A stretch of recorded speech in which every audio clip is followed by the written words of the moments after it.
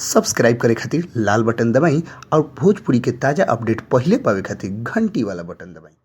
छपरा जिला भोजपुरी पर लोग के बहुत बहुत स्वागत बा। बहुत बड़ खबर, इतना बड़ा विवाद हो गई भोजपुरी के सुपरस्टार खेसारी लाल यादव, पवन सिंह, अक्षरा सिंह के मैटर के लेला के बाद ओकरा बाद भी एगो ऐसा चौंकावे वाला फोटो लोग के बीच हम देखावे जा रहा बनी कि लोग देख के चौंक जाए कि आखिर ऐसा का हो रहा बा, आखिर भोजपुरी इंडस्ट्रीज में का हो गई बटे। लोग काहे हर समय कोनो ना कोनो विवाद के लेके बात के बतंगड़ बनावल जा रहा बटे।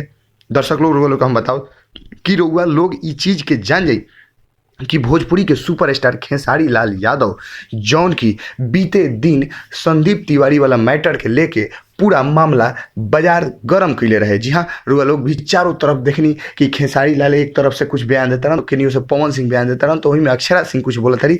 लेकिन सारा बयान, सारा गवाह, सारा बात के एक तरफ नजर करते हुए खेसारी लाल यादव और अक्षरा सिंह फिर एक बार साथे नजर आइल बा लोग। जी हाँ, साथे कैसे नजर आइल बा लोग, रुआ लोग सोचे कि गलत न्यूज हटे, लेकिन रुआ लोग हम बता देवे के चाहते नहीं कि ये न्यूज बिल्कुल सत्य बाटे कि खेसारी लाल और अक्षरा सिंह दिलवाला फिल्म के प्रमोशन में साथे नजर आइल बा लोग। आ उ लोग के बीच ई बात भइलटे, सीधे कहले बड़ी अक्षरा सिंह कि हमनी के बीच में ऐसा कोनो प्रकार के बात नहीं है जौना से पब्लिक के मन में कोनो प्रकार के भावना ठेस पहुंचे। ऐसे खेसारी लाल यादव और अक्षरा सिंह दिलवाला के प्रमोशन में फिर साथे नजर आइल बा लोग। रुआ लोग फोटो देख सकतनी जौन की स्क्रीन पर चल रहा बा। ऐसे रुआ लोग कि गलत न्यूज पर विश्वास ना करी, एक के चलते हमनी के फोटो रुआ लोग के बीच देखावे जा रहा और वो लोग देख सकतनी फोटो चल रहा बस स्क्रीन पर कि खेसारी लाल और अक्षरा सिंह दिलवाला अभी जौन उनकर फिल्म लागल बा उनकर प्रमोशन साथे साथे करत हो। ऐसे फिल्म में कोनो प्रकार के बात नहीं है, अभी रियल जिंदगी में भी ये लोग ठीक ठाक चल रहा बटे। जी हाँ,